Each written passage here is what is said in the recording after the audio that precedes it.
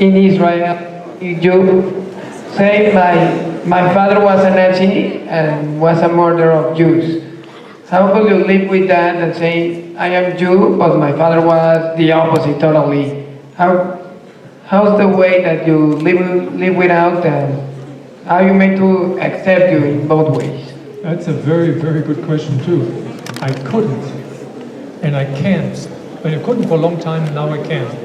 Because as the Talmud told us in Eli Wiesel, this quote that you saw on the screen, the sons are not responsible for the sins of the father. That doesn't whitewash me. I have to live with that on this burden. On the other hand, I do something proactively that it never happens again.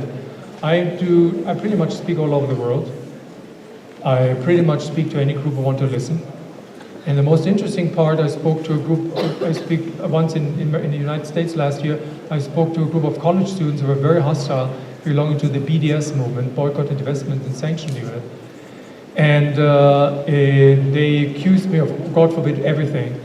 I try to be and educate. That is what my obligation is. And I will do that until I die. Because it is important to understand that against all odds, everybody can change. And this is, I make the point, I'm just one person. I belong to the German people. That doesn't make me a murderer.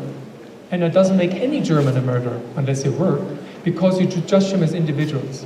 The same thing among Muslims. I'm not talking about Muslims, them. I talk about them as individuals. I meet with Muslims in Israel. I have in the Galil, in Arab villages, a very good friend living there. I go there regularly because I want to understand. We need to break out of this amorphous approach saying the Jews, the Muslims, them and us. We need to build bridges that one can learn to listen. And I always tell those who I speak to, put the cotton out of your ear and put it in your mouth and listen. Listen what other people have to say. And listen also that, and therefore so I'm so proud to be a Jew and an Israeli, that Israel is a unique experiment.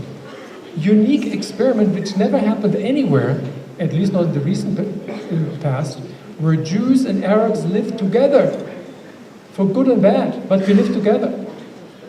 And this, what we learn from each other, we learn individually. If I work as a physician in a hospital in Israel, I mostly work with an Arab physician, that's for sure. In anywhere, in Arab patients, I learn from them and they learn from me.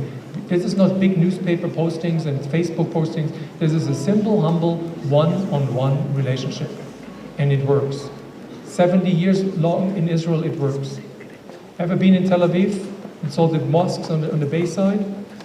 It's colored in green at night, there's a green light. And you hear the prayer of the Muezzin calling for prayer. And Jews going to the, not religious though, going to Jaffa and eating fish in Arab restaurants. So, individual connection, this is the only way it works. Therefore I can live, on the one hand, having the unfortunate heritage that my father provided and the opportunity to change. Against all odds, change is possible with anything, with anybody.